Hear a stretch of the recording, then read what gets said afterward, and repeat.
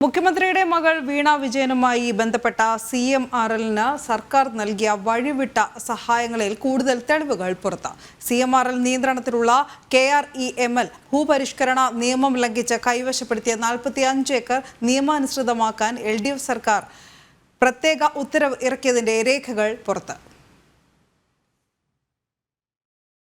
2002-2003 കാലത്താണ് CMRL-ന്റെ KREML 60 acre ആലപ്പുഴയിലെ ആറാട്ടുപുഴയിൽ വാങ്ങുന്നത്.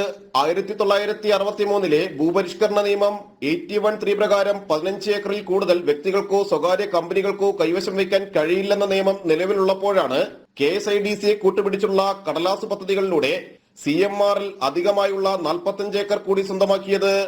ആശുപത്രികൾക്കും വൻ വ്യവസായങ്ങൾക്കും നിയന്ത്രണ വിധേയമായി നൽകാവുന്ന ഇളവുകളാണ് സർക്കാർ ഉപയോഗപ്പെടുത്തിയത്.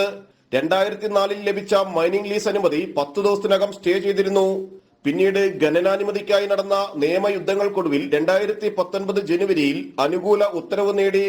എന്നാൽ 3 മാസം തികയുന്നതിന് മുമ്പ് അതേ വർഷം മാർച്ചിൽ കേന്ദ്ര സർക്കാർ സ്വകാര്യ മേഖലയിലെ ആറ്റമിക് ധാതുഖനനം തടഞ്ഞുകൊണ്ടുള്ള ഉത്തരവ് പുറത്തിറക്കി. ഇതോടെ കേന്ദ്ര നിയമം KREML-നും ബാധകമായി.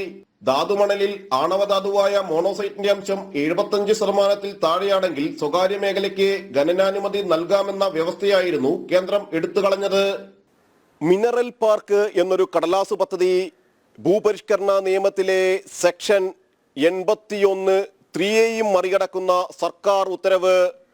മുഖ്യമന്ത്രിയുടെ മകൾ വീണ വിജയനെതിരെ SFIO അന്വേഷണം പുരോഗമിക്കുമ്പോഴാണ് ഏറെ ദുരൂഹതകൾ ഉണർത്തുന്ന സർക്കാരിന്റെ നീക്കങ്ങൾ സംബന്ധിച്ച രേഖകളും പുറത്തുവരുന്നത്.